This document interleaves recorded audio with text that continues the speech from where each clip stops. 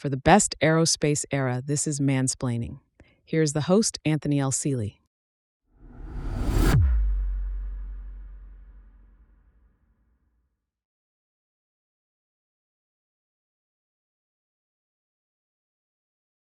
Ladies and gentlemen, welcome.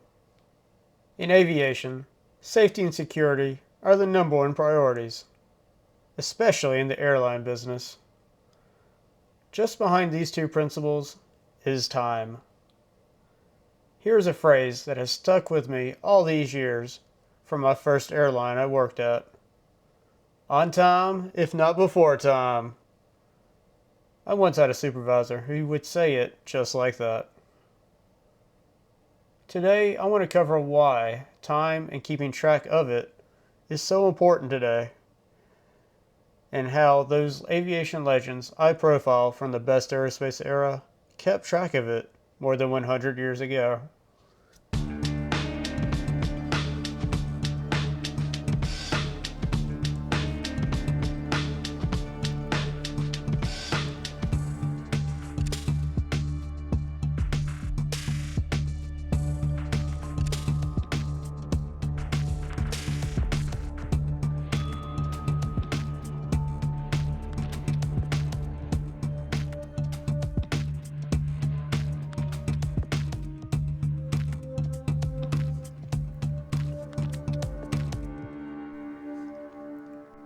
If you have listened to episode 5 of series 1, You Can't Fly Like That, then you may remember I talked about some valuable new instruments that were developed to make flying safer, particularly in adverse weather conditions, which paved the way for future airline business. I also profiled one of the greatest aviators of all time in that episode, Jimmy Doolittle, who tested these new instruments in dangerous conditions. If you haven't listened, then you are missing out on some quality content.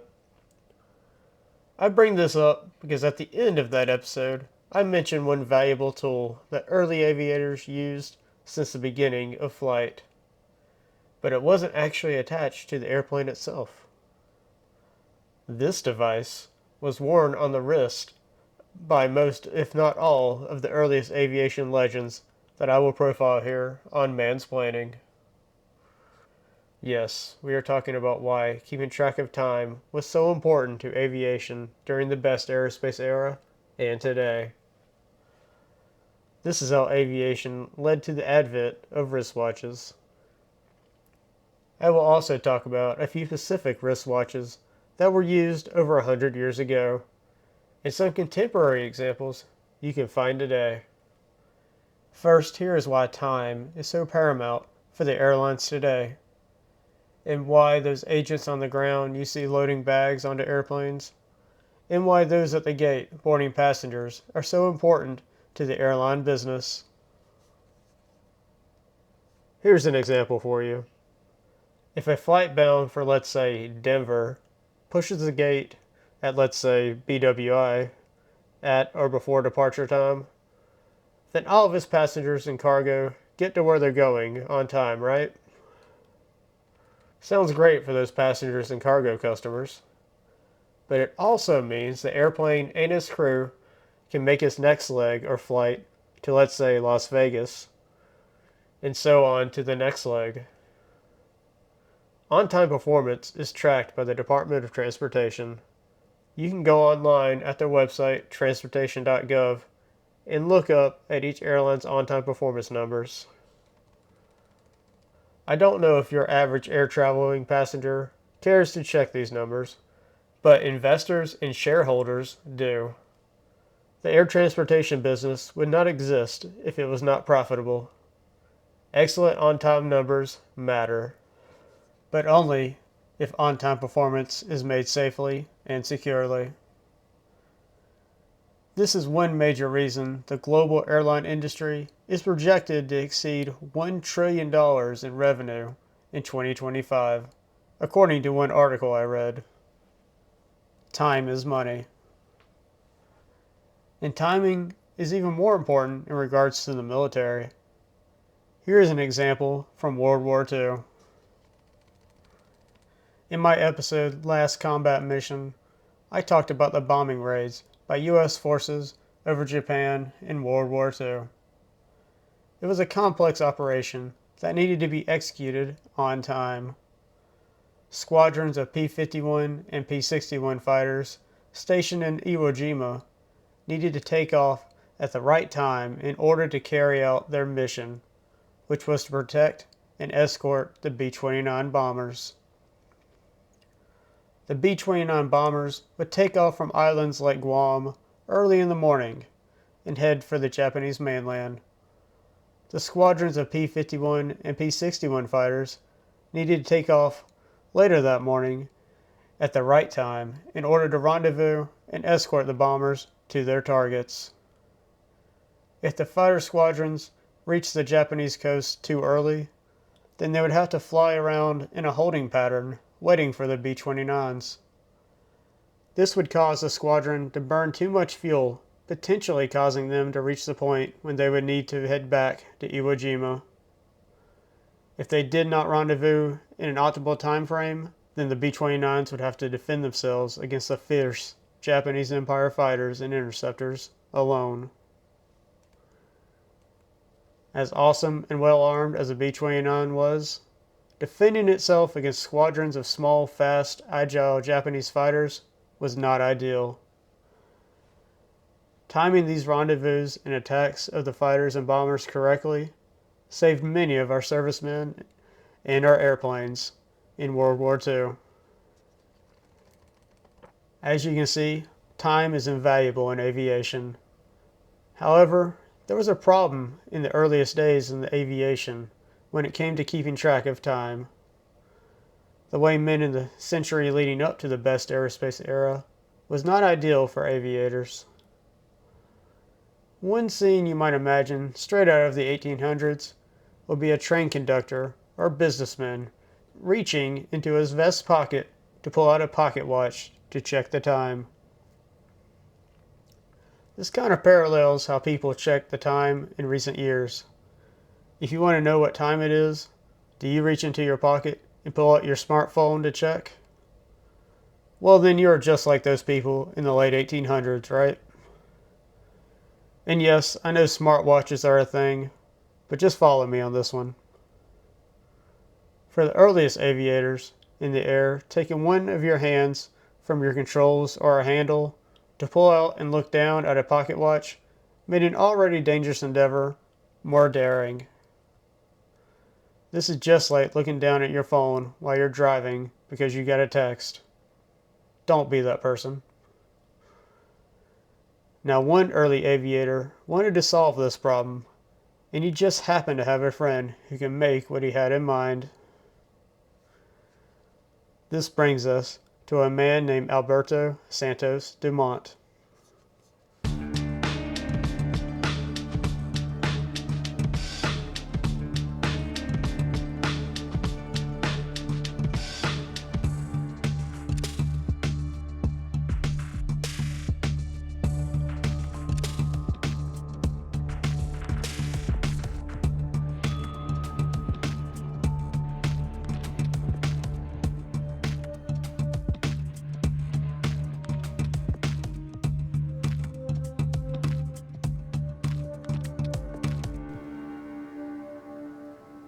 Alberto Santos Dumont was a very interesting man in his time who had a keen interest in flying, and he most certainly was a contender to beat the Wright brothers in being the first man to fly a heavier-than-air flying machine.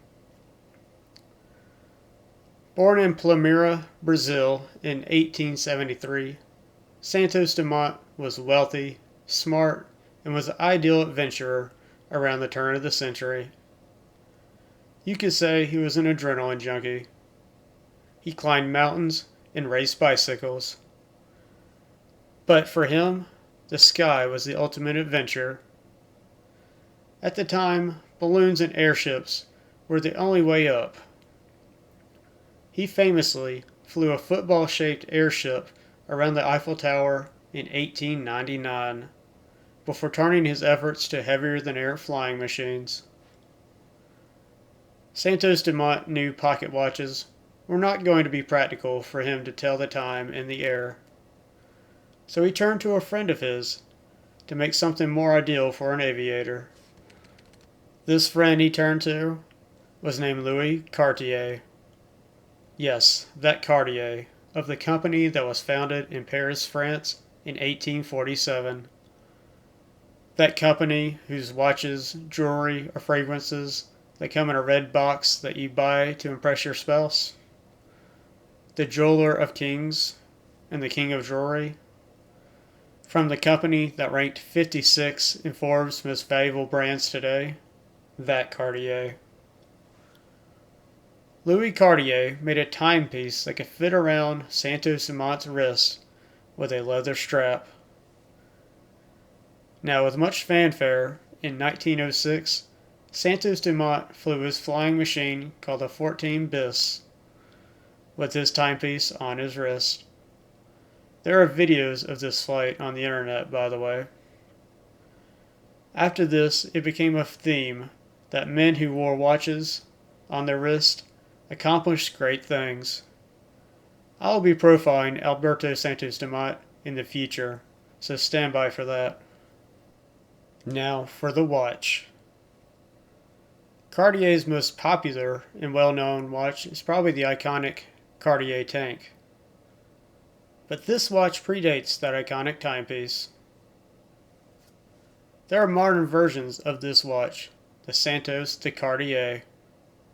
I have tried on the large 39mm and the medium 35mm size of the Santos de Cartier on my wrist. They are very interesting and different as the case is more square in shape. They were larger on your wrist than you would imagine, and the case curves around your wrist very comfortably. The watch has Roman numerals, as most Cartier watches do. It looks more industrial in design than other Cartier watches. And this is a really good recreation of the watch that Alberto Santos Dumont wore. If you are a watch enthusiast and you have the book A Man and His Watch, then you already know this story. But this is only the beginning. There are many more watches and companies that have profound aviation history. For the next watch, I need to introduce you to a man named Louis Blériot. Born in Cambria, France in 1882, he became a successful businessman making headlamps for early automobiles. However, he banked all of his wealth on his aviation endeavors. The research and development of his early airplane, aptly named the Blériot, cost him greatly. You may have actually heard or seen one of his airplanes. His efforts paid off when in 1909 he flew across the English Channel, the first man to do so. There is a fascinating story behind why he did this. It was not just for bragging rights. But I'm going to save that story for another time, probably its own episode. Now, the watch on his wrist during this historic flight was a Zenith. Not a very well-known brand outside of watch enthusiast circles. Zenith, or Zenith, I've heard it pronounced multiple ways. Zenith was founded in Loloki, Switzerland. Zenith has a really good slogan, the future of Swiss watchmaking since 1865. Zenith is probably more well known for their chronograph watches like the El Primero. The watch that was on Louis Blériot's wrist when he flew over the English Channel, this is the watch that set the standard for what a pilot's watch would be. The circular dial has bold white numerals instead of Roman numerals. These bold white numerals are set against a very dark black dial, which makes it very easy to tell the time at a glance with just a quick turn of the wrist. It also has very distinctive and legible cathedral hands.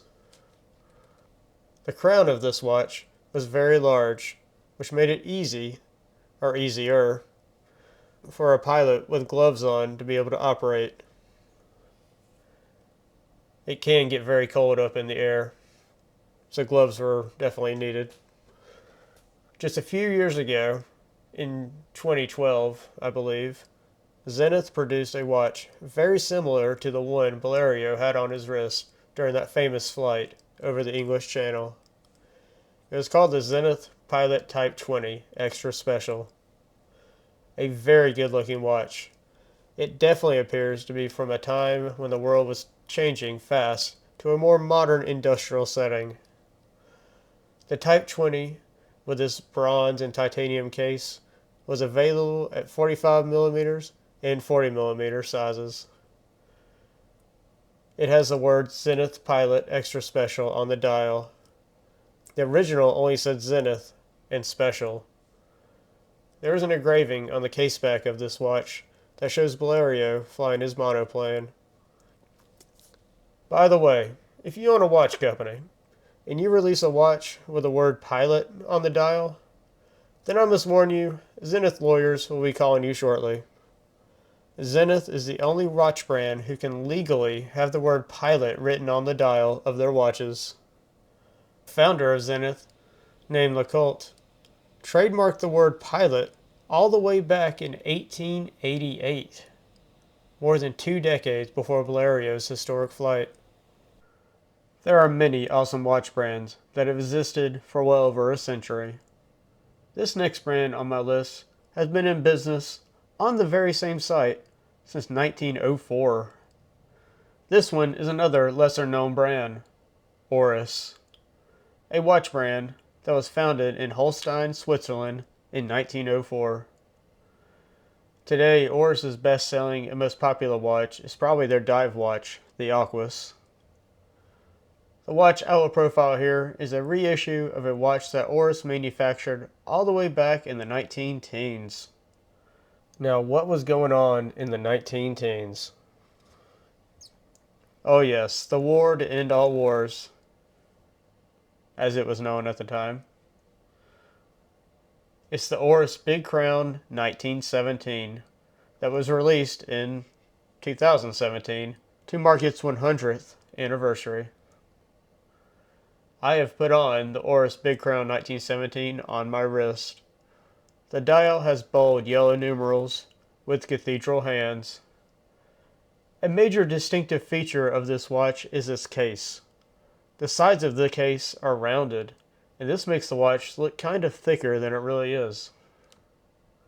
I get the impression that the case was originally intended to be a pocket watch that was modified during wartime to be attached to a leather strap to fit on a pilot's wrist. But that's just my observation. Let's find out if that's actually true. I'm going to give Oris a message. Stand by.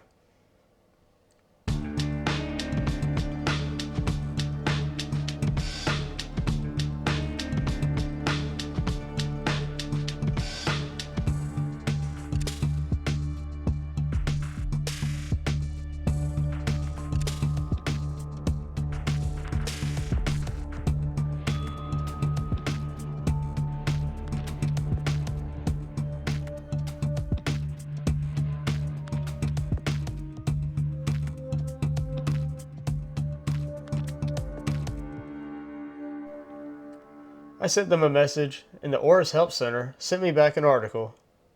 The article says, an Oris employee was researching deep in the archives one day and found something unexpected, and this contradicted their own history timeline of their press releases. The article states the round brass-cased watch had a big crown, an aluminum dial, and a pin lever movement.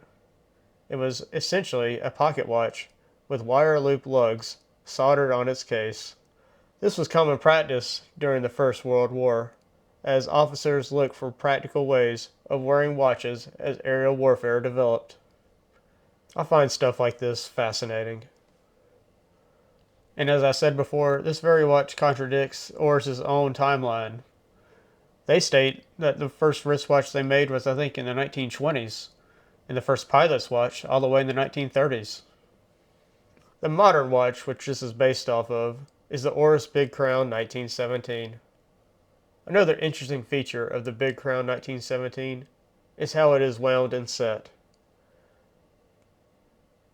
You can turn the crown to wind up the watch, just like any other watch. However, you don't pull out the crown to set the time like other watches. There is a button at the 2 o'clock position that you must press down first to set the time using the crown. The Oris Big Crown 1917 is a limited edition, and there are only 1,917 pieces made. And I want to mention here that the watch industry is similar to the car industry in that there are many manufacturers like Cadillac and Chevrolet that are owned by a parent company like GM. Oris, unlike these other brands on this list, are independent and can make whatever kind of watch they want whenever they want to, especially one that was lost in the archives long ago. By the way, this is a random but relevant example of a pocket watch modified to fit on a pilot's wrist. In the movie Wonder Woman, also released in 2017, the character Steve Trevor has a pocket watch housed in a leather bun strap to fit on his wrist. It is shown on the screen a few times, and especially at the end of the movie. Also, because I'm sure other enthusiasts spotted this, there's a picture of Trevor standing in front of a SPAD biplane fighter with the Hat in the Ring Gang emblem on the fuselage, the same squadron Eddie Rickenbacker served in. Next, we go to Germany. In the decade or so leading up to World War II, Germany prioritized aircraft development and production. They did this in secret and hid squadrons of aircraft in nondescript warehouses. The thousands of German pilots being trained for the Luftwaffe needed reliable watches. 5 companies were commissioned, and the one I will profile here is Laco. Laco is a cool name to say, right? 2025 is the 100th anniversary of Laco, so this is the perfect time to talk about their watches. Laco was founded in the city of Pforzheim in Germany. If you are into watches, you may have come across the term Flieger watches. What does Flieger mean? Flieger is German for pilot. I won't go into details about just one of their watches here, because there are a variety of Flieger watches from their catalog, and they all look the part. The dials are bold and legible, and they have big crowns. Some of the watches do not even say the words Laco on the dial, which is a characteristic of the ones that would have been issued to the German pilots. There is no need to advertise the name brand on a military tool. It just needs to be able to tell the time accurately and be legible. Their watches come in at 45, 42, and 39mm case sizes, and also use different movements, so you have some options here. If you are in the market for a watch from a brand that has some real aviation heritage, I suggest you give Laco a look. So far, I've only talked about Swiss, French, and German watch companies. I'm not going to let the Europeans get all the glory here. What about an American pilot watch? There used to be a number of awesome American watch companies. That brings us to World War II. American pilots needed a watch with the military specifications. That watch was the A11, known as the watch that won the war. There were 3 watch brands that made the A11 military spec watches.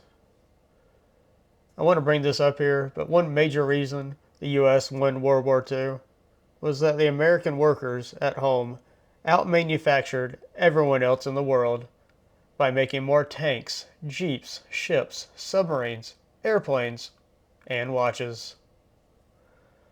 The 3 companies that made the A11 were Elgin, Waltham, and Bulova. Bulova is the only watch brand that is really still going today, so that's the one that we will profile here. Bulova, which was founded by Joseph Bulova in 1875 in New York City. This year, they're celebrating their 150th year in business. Their best selling watch, according to their website's bestsellers tab, is the Marine Star. But the watch we're going to talk about here is the A11, which was very simple but functional. This watch had a movement that allowed the hands to hack. Hacking is when you pull the crown out and the hands stop moving. This allowed pilots and ground personnel to synchronize their watches. The watch itself only had numerals set on a black dial with simple hands. The modern recreation on Bulova's website, the A11 Hack Watch, looks just like the one used during World War II, with the addition of the word Bulova on the dial. I've not yet talked about prices here today, but I will say the A11 Hack Watch from Bulova will probably hurt your wallet the least. So if you're looking for an American watch company with aviation heritage, have a look at the Bulova A11.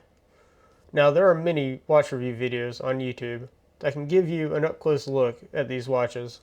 I have spent too much time watching these videos myself. Just a word of advice, always try on a watch first before buying it.